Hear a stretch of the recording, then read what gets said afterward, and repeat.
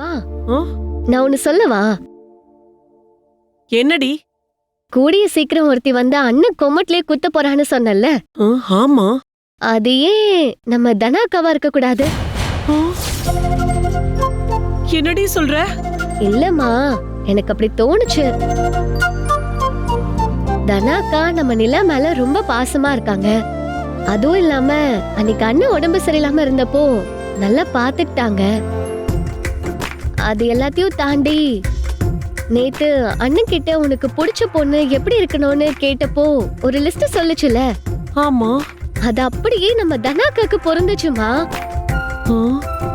கண்ணு நல்லா முட்டைன்னு பெருசா இருக்கணும். ஆ? அந்த பொண்ணை பார்த்தா கையெடுத்து கும்பிடணும், மனசுக்கு அமைதியா இருக்கணும். அந்த உயரம் என் மூக்கு நுனி இருக்குல்ல, இந்த அளவுக்கு ஒசரமா இருக்கணும். ஆ, ஆமாண்டி. அந்த விஷயத்த நான் அண்ணன் கிட்டயே கேட்டேன். என்னன்னு? நீ தனாக்காவ மனசுல வச்சுட்டு தானே இதெல்லாம் சொன்னியான்னு கேட்டேன். ஆ, அதுக்கு அவ என்ன சொன்னா? அப்படியெல்லாம் எதுவும் இல்லைன்னு தான் சொல்லுச்சு. ஆனா எனக்கு என்னமோ அண்ணனுக்கு தனாக்காவ பிடிச்சிருக்குன்னு தான் நினைக்கிறேன். அண்ணனை ஒரு வழிக்கு கொண்டு வரணும்னா அது நம்ம தனாக்காவால தான் முடியும்னு தோணுது. ஆனா அந்த பொண்ணு என்ன நினைக்குதோ தெரியலையேடி. அவங்க வீட்ல இருக்கிறவங்க என்ன முடிவு பண்ணிருக்காங்கன்னு யாருக்கு தெரியும்? இத போய் எப்படி கேட்க முடியும்? மா, இப்போதைக்கு இத மனசுல வச்சுக்கோமா, நேரம் வரும்போது பேசிக்கலாம். ம்.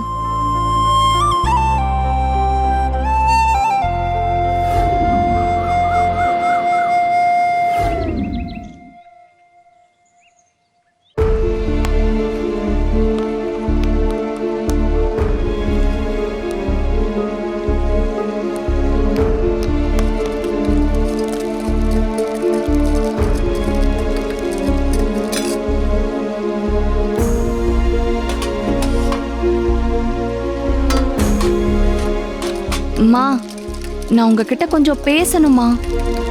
தெரியும். கல்யாணத்தை நிப்பாட்டுங்க. எனக்கு கல்யாணம் பண்ணிக்க விருப்பம் இல்ல. எனக்கு இந்த மாப்பிள்ளைய பிடிக்கல. இந்த மாதிரி எதுவும் இல்லாம வேற ஏதாவது பேசுறதா இருந்தா பேசு. இல்லனா இடத்த காலி பண்ணிட்டு போயிட்டே இரு. மா, எனக்கு அதை தாண்டி பேசுறதுக்கு வேற எதுவும் இல்லம்மா.